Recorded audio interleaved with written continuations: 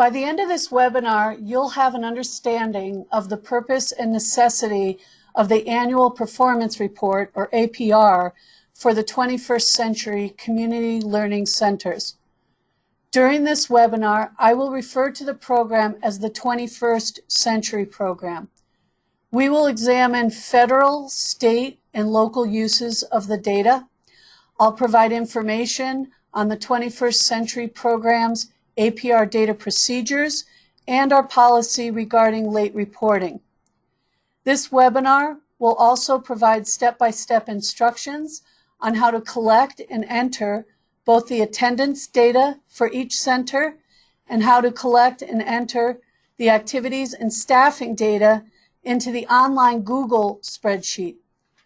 I will go over the instructions for submitting the attendance workbook, including the information needed for creating and securing email service, a secure email service. At the end of the webinar, we'll provide contact information to submit any questions or concerns you may have concerning the annual performance reporting. This webinar will closely follow the Montana 21st Century Community Learning Center's annual performance reporting APR, Data Entry and Submission Guide. Originally created by Miriam Resendez, the 21st Century State Evaluator. It is currently being updated for accessibility compliance. You'll be notified when it's available on the website, and a copy will be emailed to the director and data collection and entry staff who we have listed on our contact sheet. The data collected and entered into the Office of Public Instruction's reporting systems, including the eGrant system and the data collection spreadsheets, is used at the federal, state, and local levels. At the federal level, the data is used to provide descriptive information on program characteristics and services, as well as performance data across a range of outcomes. In addition, one of the core purposes of the APR is to collect information on the Government Performance and Results Act, or GPRA/GEPRA. These are performance indicators such as teacher survey results and state assessment results that are associated with the 21st Century programs. The United States Department of Education shares this information with Congress to enable them to make both funding and programming decisions in regards to 21st century programs across the nation. Over the past several years, the 21st Century Program has been under heavy scrutiny by Congress and is often cited to be eliminated. The nation's wide-ranging support for this program has enabled it to continue. As grantees and subgrantees of this program, it's our responsibility to continue to provide high-quality programs that are represented to Congress through accurate, complete, and timely APR reporting. We report center information, attendance, activities, staffing, and outcomes data to the United States Department of Education during 3 time periods known as terms throughout the year. We submit summer term, fall term, and spring term reports. Therefore, you will see that each center is required to report to the Office of Public Instruction in these 3 time frames. In addition to the federal reporting, states who manage 21st Century Program funds must also conduct a state-level evaluation. Montana's Office of Public Instruction has hired a state evaluator, Gem&R LLC, to conduct our state evaluation. Miriam Resendez, president of Gem&R LLC, and her staff works closely with the Office of Public Instruction's 21st Century Program staff.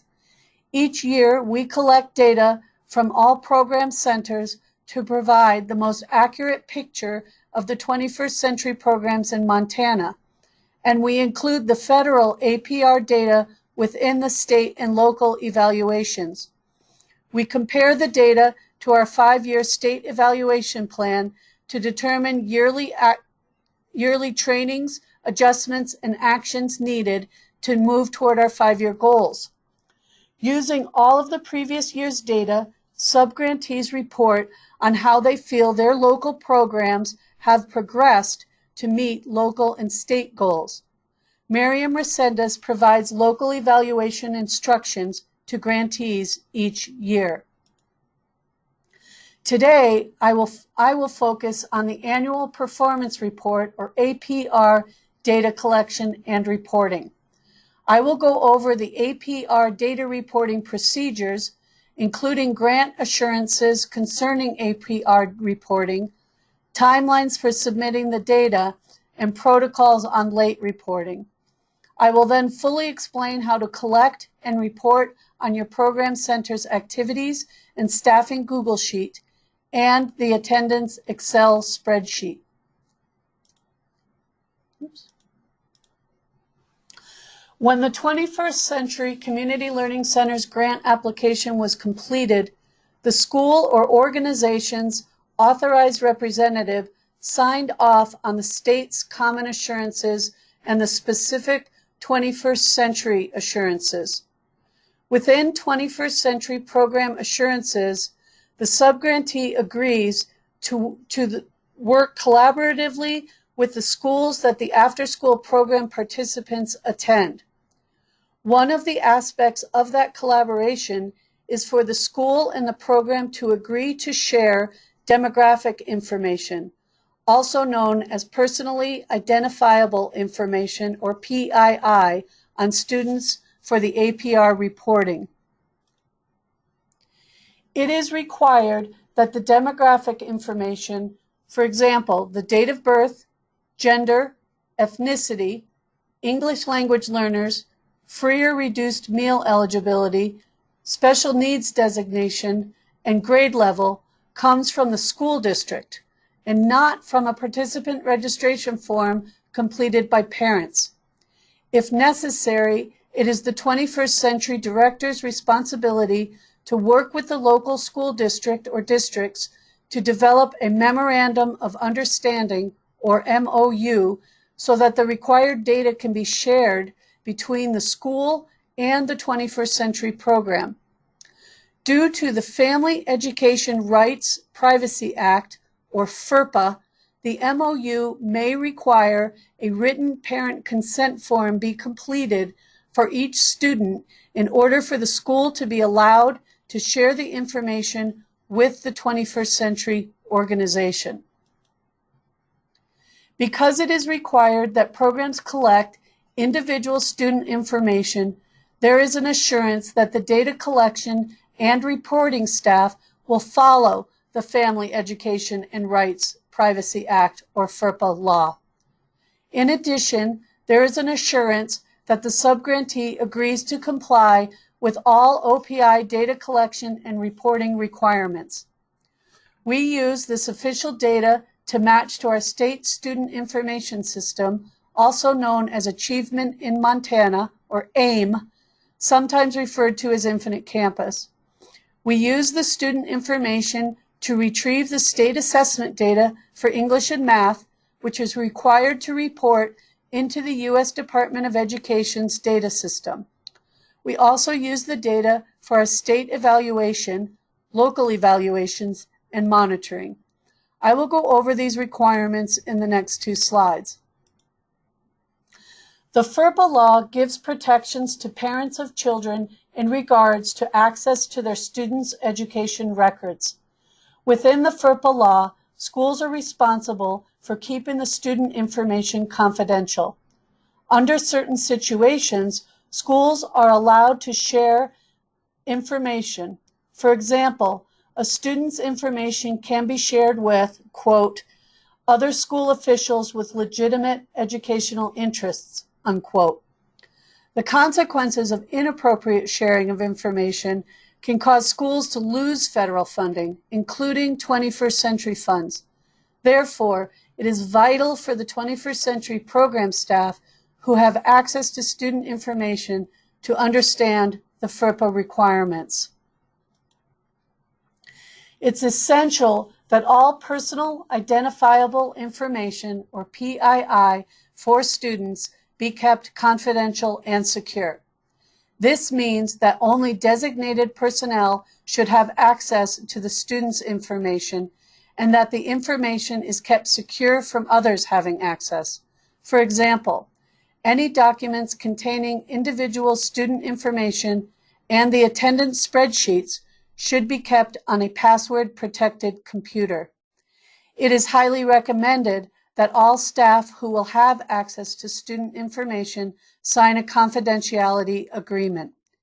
Paper copies of student information should be kept in a locked drawer, and staff should never leave student information on their desk when they are not directly using it. For more information on FERPA, please contact your school's administration or visit the U.S. Department of Education's website at https://www.ed.gov and click on the Laws tab. We are currently updating the timeline to reflect some new changes to our evaluation process. Once completed, all programs will receive an updated timeline of the data collection and reporting items, due dates, and brief instructions, and it will also be posted to the OPI's website.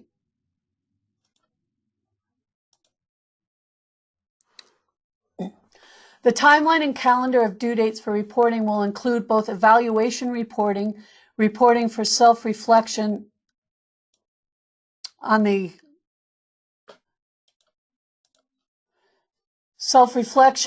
local evaluations and surveys, and APR reporting, including attendance, activities, and staffing.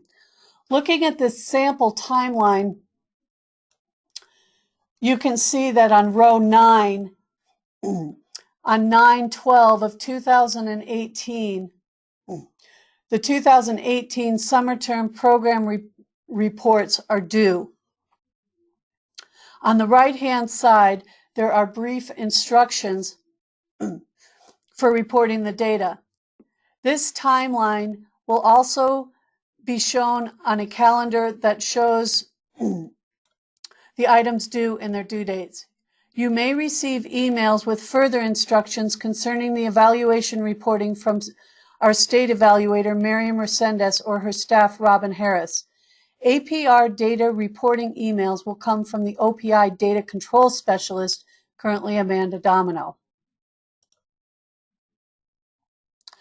In addition, each subgrantee will receive a document titled Procedures for Submittal of the APR. Within this document, you will find information on how the OPI will collect and document data that has or has not been received and the protocols for addressing late reports. To be considered in compliance with data reporting, all reports must be completed and submitted to our office by 11:59 p.m. on the due date. I will go over the methods for submittal of each report later in this webinar. Please note that it is the 21st Century Program Director's responsibility to ensure that all data is submitted to the OPI by the due dates. Directors should work with their data collection and entry staff to ensure that the staff both understand how to enter the information into the necessary documents and that the staff understands how to successfully submit the data to the OPI. It's recommended that the director reviews the reports with the data staff to ensure they are accurate and complete.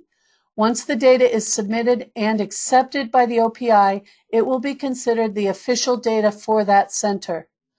The APR data reporting for the 21st Century Community Learning Centers program is divided into 3 terms: the summer term, fall term, and spring term. The summer term runs from June 1st to August 31st. The fall term runs from September 1st to December 31st, and the spring term runs from January 1st to May 31st. Programs must submit their APR data, the attendance and activities and staffing, at the end of each of those terms. The due dates are listed on the yearly timeline. In general, each term's data is due 2 weeks after the end of the term. For example, the summer term will have a due date in the second week of September, fall term's data will be due the second week in January, and the spring term's data will be due the second week of June. If your APR reports are submitted and updated without any corrections needed by the due date, a confirmation letter will be sent to the director and the data entry staff, notifying them that the OPI has received and accepted the data as entered.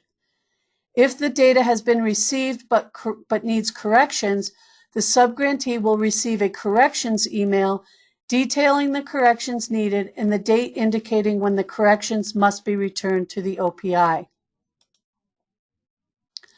The OPI has developed the following protocols for late reporting. If an attendance report is received through the EPAS system past the due date, or the activities and staffing Google Sheet has not been updated by the due date, they will be recorded by the 21st Century Data Control Specialist on the quality assurance documentation.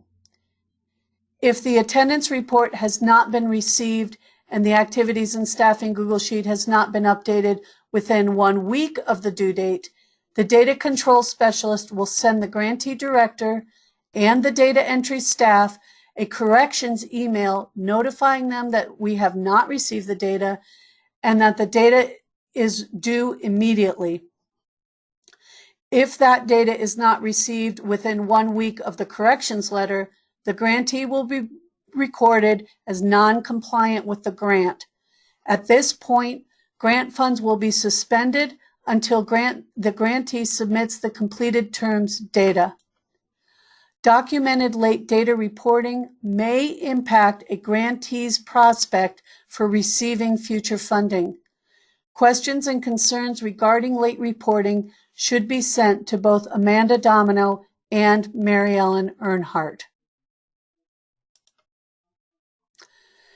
Now that we have covered the overall data reporting procedures, I will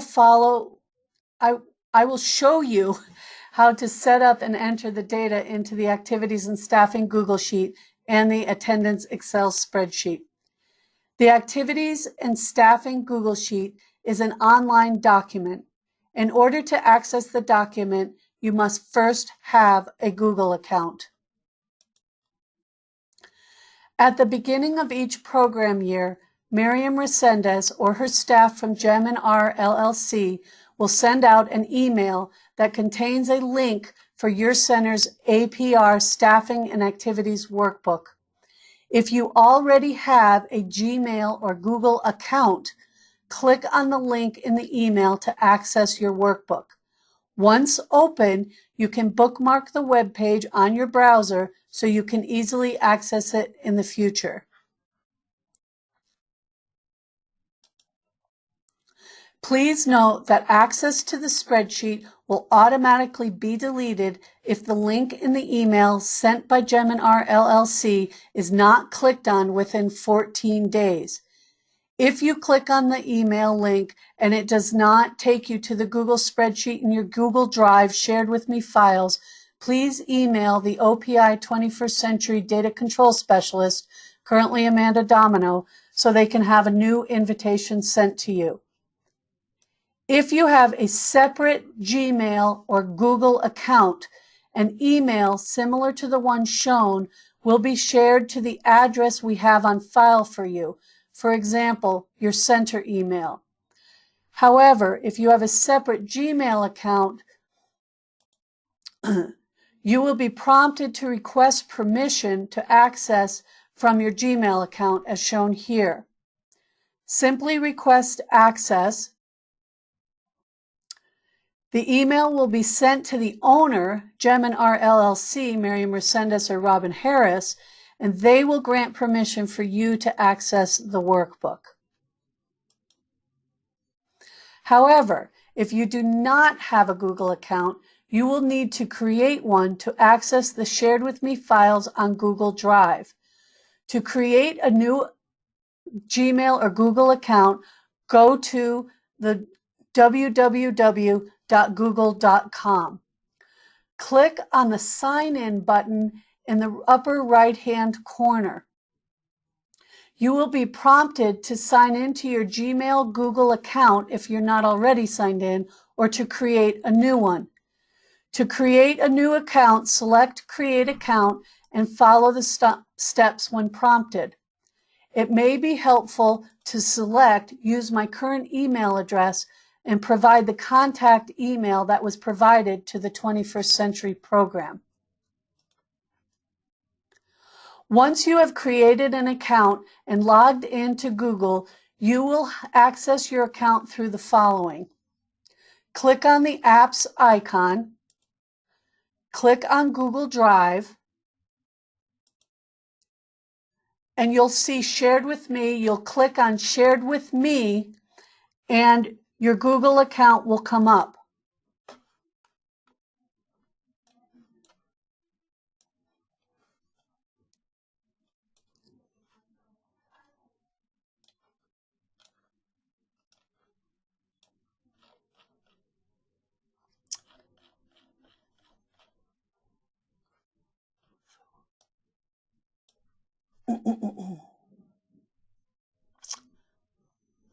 All of the files that have been shared will come up on your Shared with Me file. Your activities and staffing workbook will be listed as follows. It will say 21st CCLC Staffing and Activities Reporting, and then it'll have the name of your center. You click on that to open it. The Activities and Staffing Spreadsheet. The workbook contains the following tabs at the bottom of the workbook. You have Data Entry Student Activities, and you'll use this exclusively for entering student activity data. Then you'll have your Student Totals tab. This is just a report for you to view and print. You do not edit this sheet. Next, you have Data Entry in Adult Activities, and again, you'll use this exclusively for entering adult activity data. And then you have your Adult Totals tab, which is a report for you to view. Again, please do not edit this sheet. And finally, you have your Data Entry and Staffing tab. You will enter your staffing for your program in here, and your staffing totals sheet, which you do not edit, will appear next. In addition, there is a Definitions tab. This provides definitions and examples for the activities and the staffing categories. For example, if you go down to the Mentoring tab, you will notice that mentoring has a specific definition, and it is not meant to be used for daily student-staff interactions.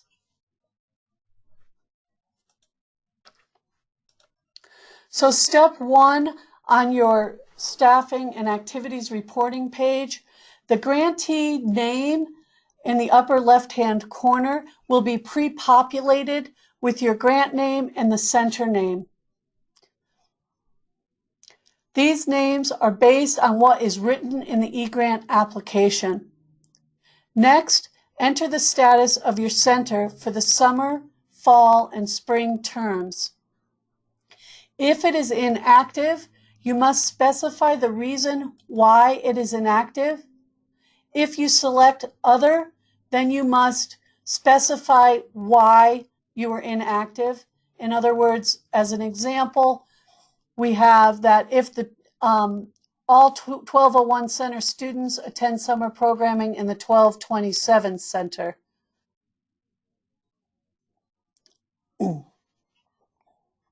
Please note that even if the center is inactive, you must complete this section for each term by the term's specified due date. Step 3, under term, you are going to select from the drop-down arrow whether your activity is happening in the summer, the fall, or the spring term.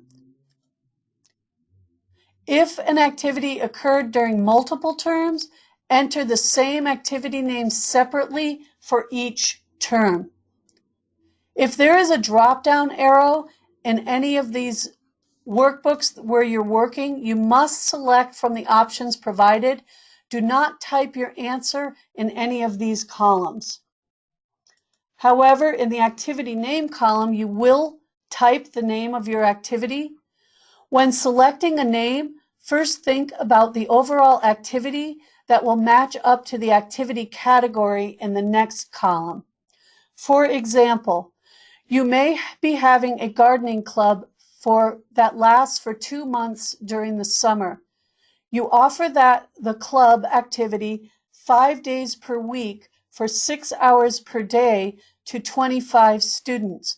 And you know that your main purpose for offering this program is to teach about entrepreneurship.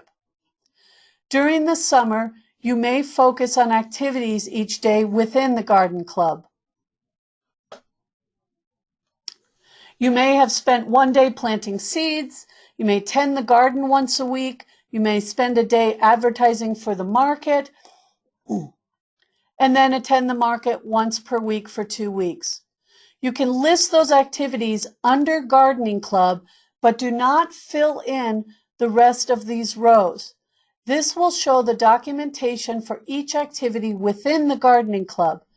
Because the student totals page automatically calculates the average frequency that activities are offered, it will be more accurately reflect the activities information on the student totals page.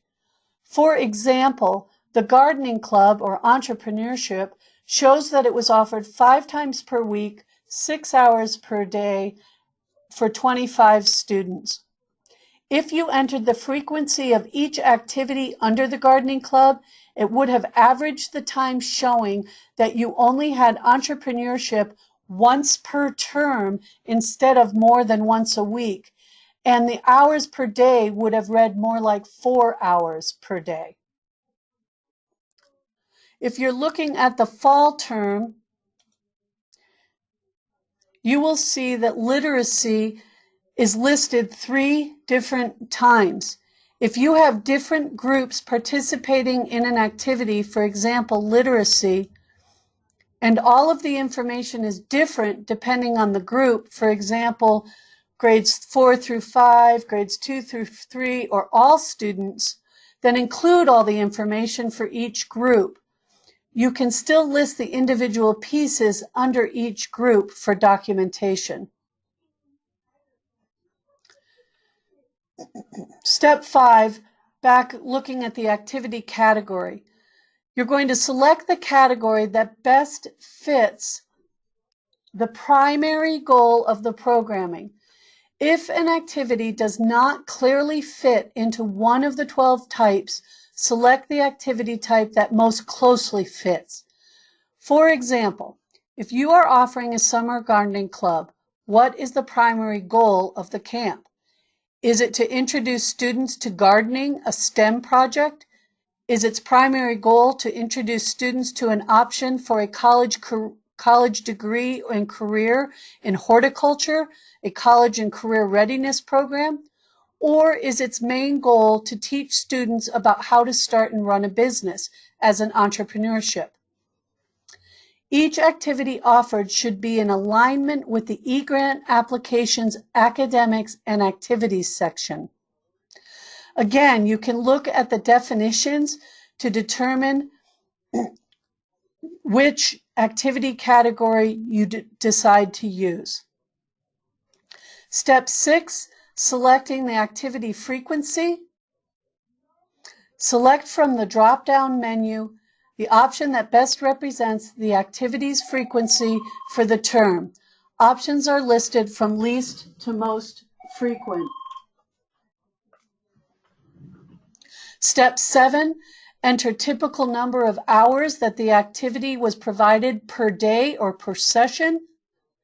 Step 8, enter the typical number of participants per day per session. And step 9, college and career readiness. The system will ask whether this activity is also a college and career readiness activity. This is the only secondary goal for which the U.S. Department of Education collects data. Select yes or no from the drop-down menu. And then step 10, make sure that you review the student totals page. If it is not representing your student activities accurately, adjust the data entry student activities page accordingly.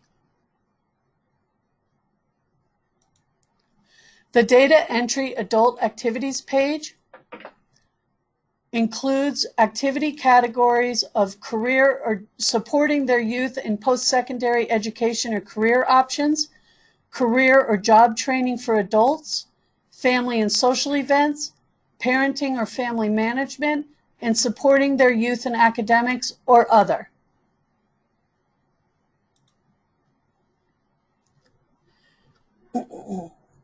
Repeat steps as in the data entry student activities page for the adult activities page. Then review the adult totals page. If it is not representing your adult activities accurately, adjust the adult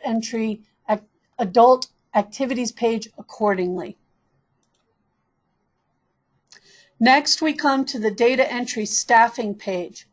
In this tab, you will include the people who work in either a paid or unpaid capacity in the center with direct support of the program, and those that provided support for any activity for any amount of time in each term. You're going to select the term from summer, fall, or spring. If a staff worked over multiple terms, then enter the same staff separately for each term. You'll enter their first and their last names.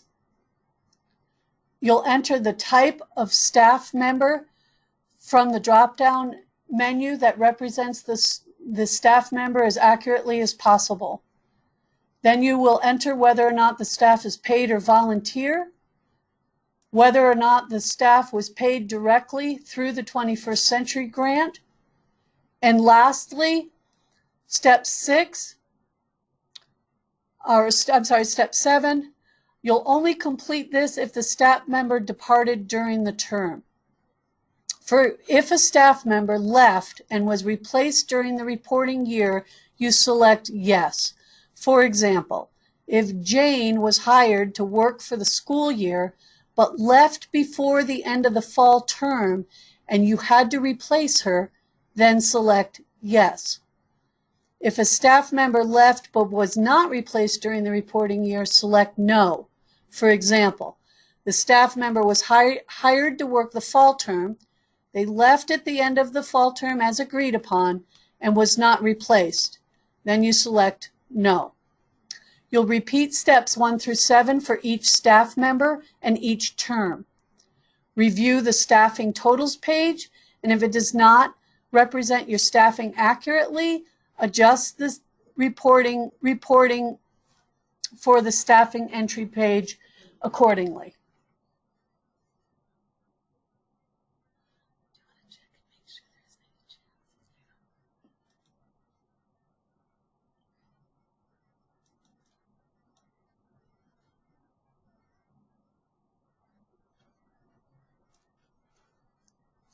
I'll give that to you. We are looking at the chat box right now to see if there are any questions so far.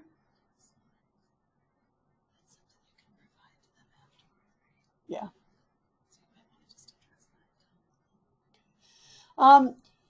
I have a question here that says, is there any way to print the slides while listening right now to be able to make notes right on the slides? I can send you that afterward, but I do not have that now. Since this is being recorded, you can listen to pieces of it and make notes again. I apologize, but I do not have those slides for you right now.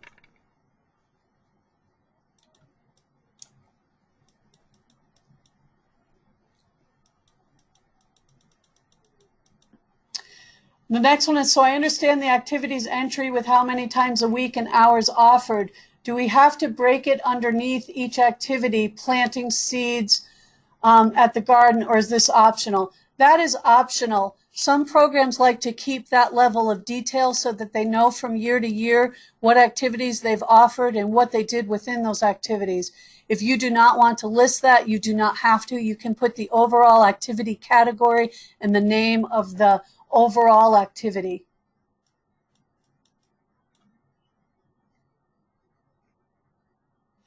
If a staff member does not leave and they're there, you just can leave that section blank.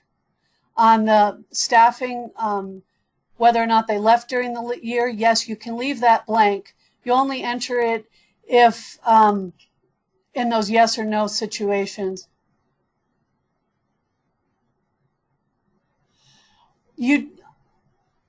Generally, you do not use multiple categories for activities. You select the category that is the primary category for why you're offering that activity.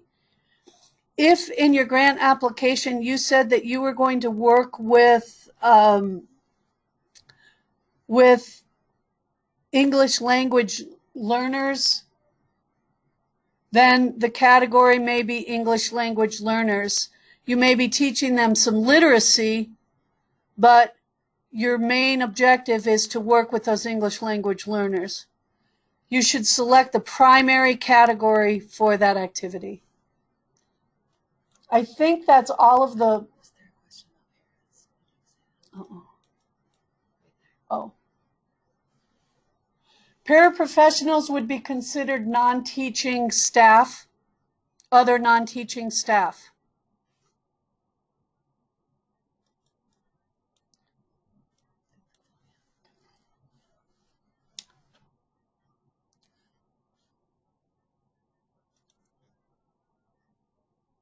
Okay.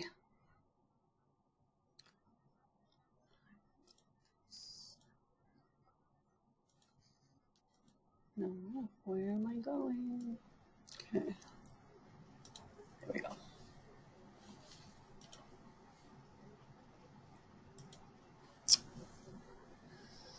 Okay.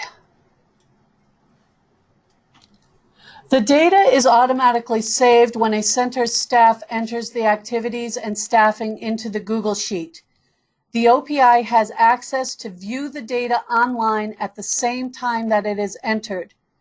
There is a view history feature that enables the OPI and programs to see when the most recent data entry occurred and what data was entered at that time. Each term's data is due in the system by the due date. If it is complete, the director and the data entry staff will receive a confirmation letter for that term. If it is not complete, the late reporting protocols will be set in place.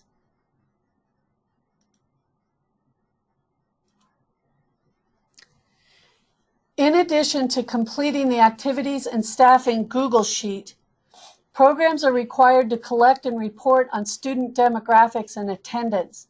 At the beginning of each program year, a new attendance Excel workbook will be sent out to each grantee and data entry staff if we have their contact information. It is the responsibility of the director to ensure that the OPI and the state evaluator have all contact information for people who will be involved in data reporting so that we can get the appropriate information and materials out to them. If you do not have Excel 2013 or at least 2010, there are features in the workbook that may not function. For example, the TeacherStudent List won't populate, which is used to automatically list regularly participating students who need to have a teacher survey sent out for them. Once the attendance workbook is received, simply click on it to open it.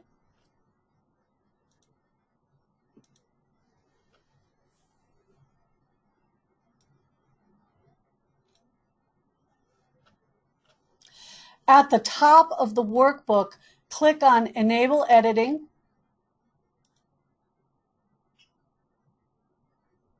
And then click on Enable Content Link to enable all the features of the workbook. For example, this TeacherStudent List page. Use the Save As feature under the Excel File tab and rename the sheet with the following path. The program year for this year would be 2018-2019 underscore your grantee name, for example, Office of Public Instruction underscore, and the center name, example 1201 Center. These grantee and center names must match how they were named in the eGrants application. Please use the same Excel spreadsheet to record the entire program year's attendance, including the summer, fall, and spring term attendance. Remember that the file must be kept on a password-protected computer. The workbook contains the following tabs at the bottom of the page. Here are my tabs.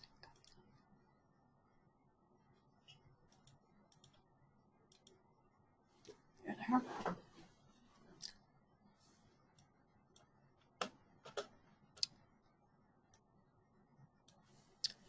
Daily attendance students, you'll use this exclusively for entering student attendance records.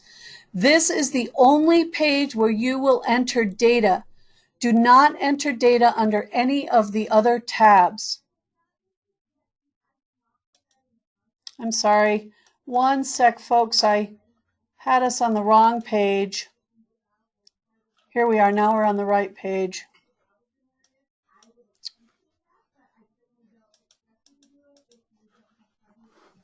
Again, this is the daily attendance students page that you will enter your data. Then you have your TeacherStudent List page.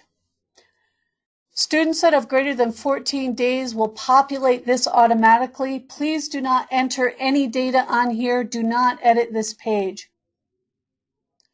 Next, you have the Form E-Attendance Summer. This is a report page for you to review and print. You do not edit this page. This is the same, but for the attendance fall. This is a report page. You do not edit this. We have one for spring. We have a totals page for fall and spring together for the school year. We have your year-round totals that include all of your totals for the entire year. I'm going to go back to the daily attendance students page. In step 1, you're going to have to enter your grantee name and the center name.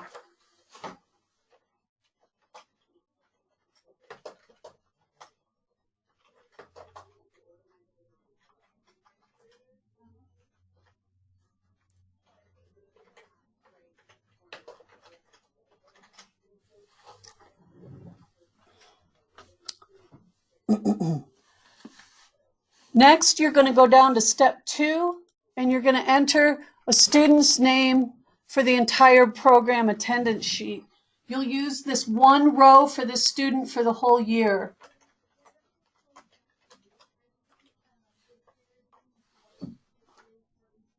Oops.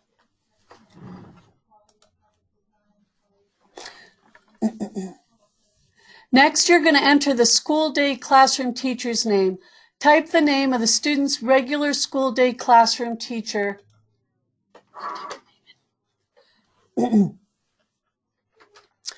Any student who attends during the school year must have a regular school day classroom teacher listed.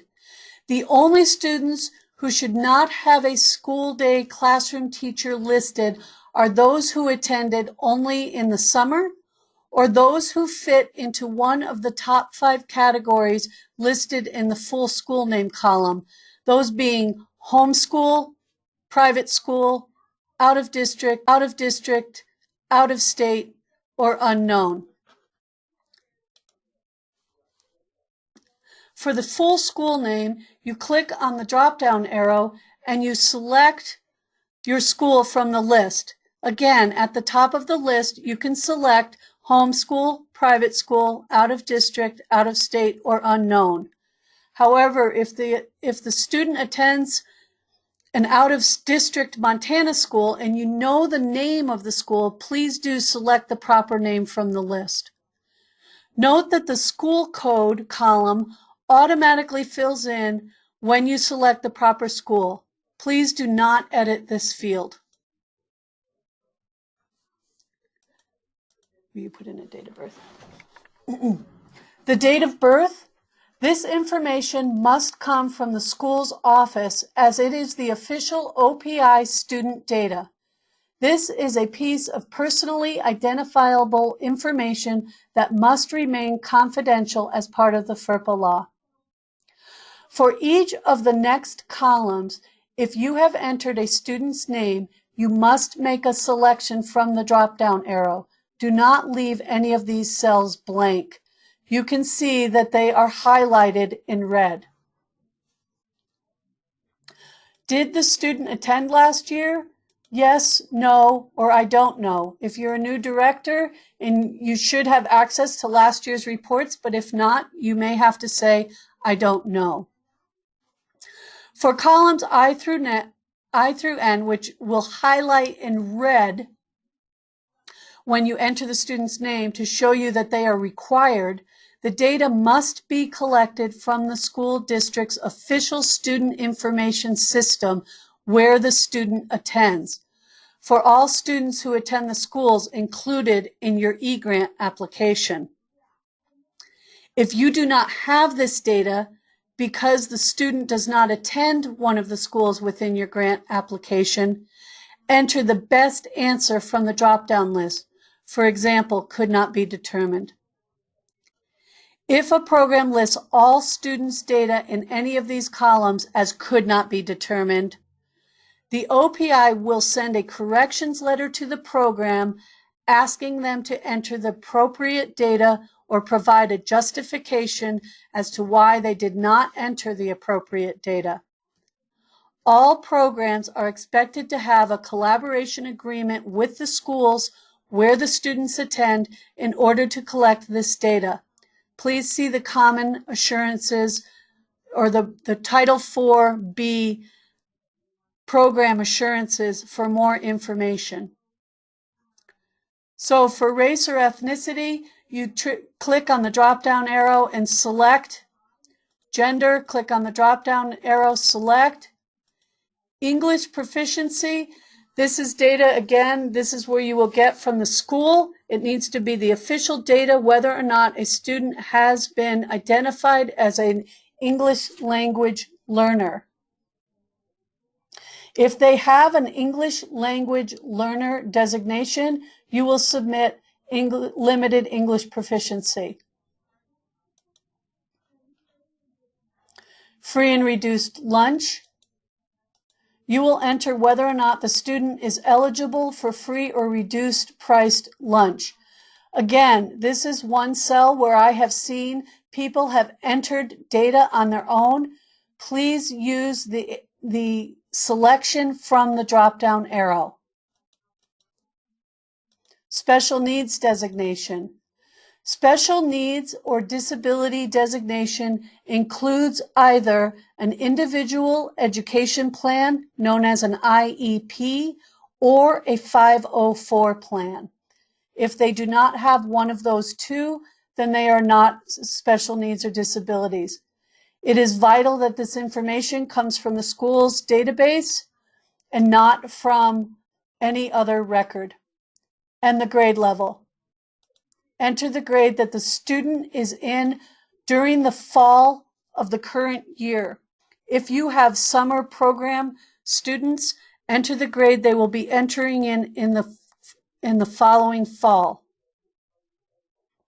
The number of adult family members participating in the activity. Do you have a couple of parents coming in who have participated in activities? You can enter 2 for their family members, adult family members. We'll move now into the entering the attendance.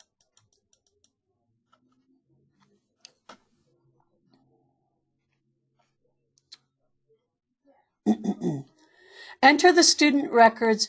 To enter the student records, you're going to enter a 1 for every day that a student was present.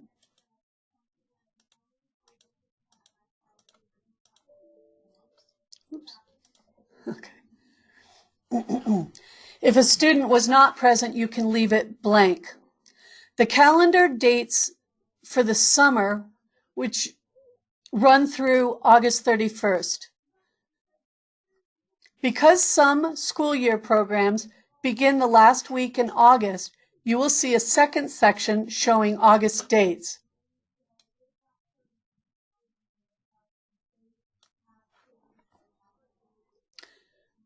They are highlighted in orange. If your program begins in August, if your fall program begins in August, mark your fall attendance in the orange highlighted August section.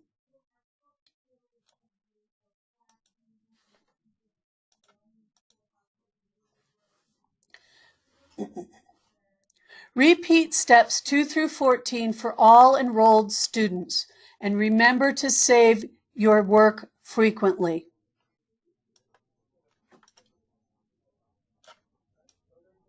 Over on the right-hand side at the very end of where you will enter your attendance for the entire year, you will find rows OV, or columns OV through PD in gray. Do not enter any data into these columns. These columns show the totals that are automatically calculated from the attendance taken throughout the year. It is separated by term, total for the whole year, fall, spring, school year totals, and yes or no if the student attended more than 14 days. The last two columns are used for calculating teacher survey distribution counts for the TeacherStudent List page. On the TeacherStudent List page, you do not enter any data onto this page. This page is automatically populated from the daily attendance students page for determining which students will have teacher surveys sent out for them in the spring. There will be another webinar in March that will instruct programs on how to generate the data on this page and how to use it during the spring survey distribution counts. Each of the next tabs pages are automatically generated from the data that is entered on the daily attendance student page. Data entry staff should review each page prior to submitting the term's data to ensure that it is accurate and complete. For example, on the Form E attendance summer page, the total participants served at the top of the page should equal the totals in each of the tables below it. If the total students served in the summer is 1, then the total student attendees in the student characteristics should equal 1, as well as the regular students' total for the total number of students.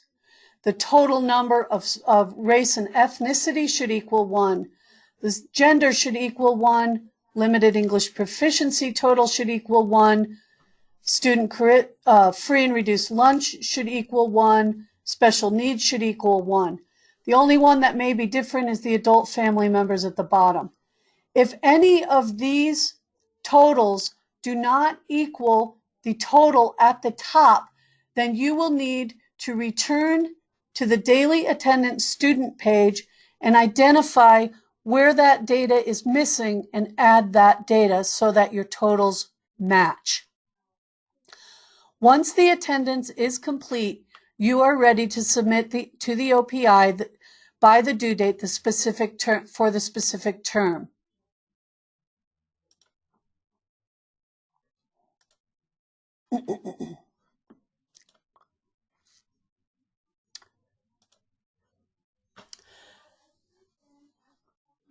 To protect student confidentiality, attendance workbooks cannot be sent through regular email. They must be sent through the secure Montana ePass files transfer service. If the OPI receives a workbook through regular email, the document will be deleted and an email will be sent to the program director and the data entry staff stating that the attendance workbook must be sent through the ePass's file transfer service. The date received by the OPI will be recorded from the file transfer service. I will go through the process for setting up an ePass account and how to send your attendance through the file transfer service now.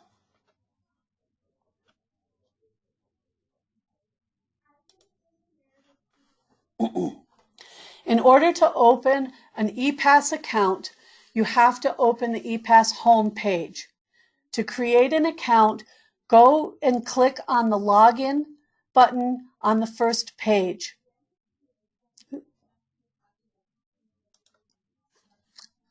On the next page, you will see a tab for Create an Account. Complete the information on the next page and click on the Save Changes button at the bottom. You will receive an email from File Transfer Service asking you to confirm the link. Once you confirm it, you will log in using the information that you gave to the system. After you log in, you will click on the tab to manage your account services. The first thing you need to do is you need to select File Transfer Service so that that is one of your services from the list provided. Once you have selected File Transfer Service, it will be entered into your services box and you click Done. Then when you want to go in to receive or to send an email, you go to your services and click on File Transfer Service. The next page will come up. It will show you your sent files, your received files, and then two other tabs which you don't generally need. When it is time to send in your attendance workbook, you will click on Send a New File. The next tab will come up. You will click in here. Your browser will come up. You will select your attendance workbook out of your files and click Open. It will upload onto the File Transfer Service. When it is finished uploading, you will click Continue. You will come to the next page and you will need to enter my email address, adomino@mt.gov, into the State Employee or Montana ePass customer. On the next page, you'll enter that ePass into the to box, the to text box. You will see the file that you are sending in the right-hand box called Files, and all you need to do is click Send. If the file went through successfully, you will see an upload success, and then you can click Continue. When I receive the file, I will get an email from the File Transfer Service. The file name will be listed and who it's from. There will be a link to the file which I can click, and it will take me directly to the login page for the ePass system where I can go and retrieve the file. There are detailed instructions for creating an account in the ePass system and sending these out. If you need these instructions, please email me and I will send you a copy.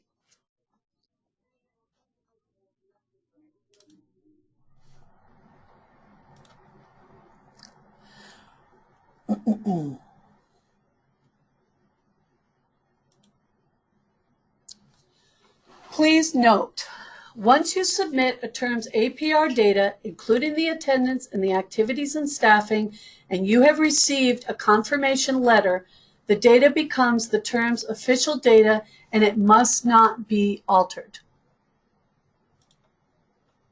So, today we covered the purpose for the APR reporting at the federal, state, and local level, provided the information on how the OPI will collect and record the submission of the APR data, gave instructions on how to enter the attendance and activities and staffing data, and instructions on how to set up and use the Montana Secure Email System ePass. If you have watched this webinar, you feel you need further assistance in how to complete the steps in the APR data reporting process, please call Amanda Domino to arrange for further assistance. We can either set up a meeting for you to come to Helena or set up an appointment for me to visit your site to provide additional technical assistance. Also, please call anytime you have any questions or concerns about the data process. I'm happy to walk through using the workbooks. Thank you for attending this webinar today, and goodbye. Have a great afternoon.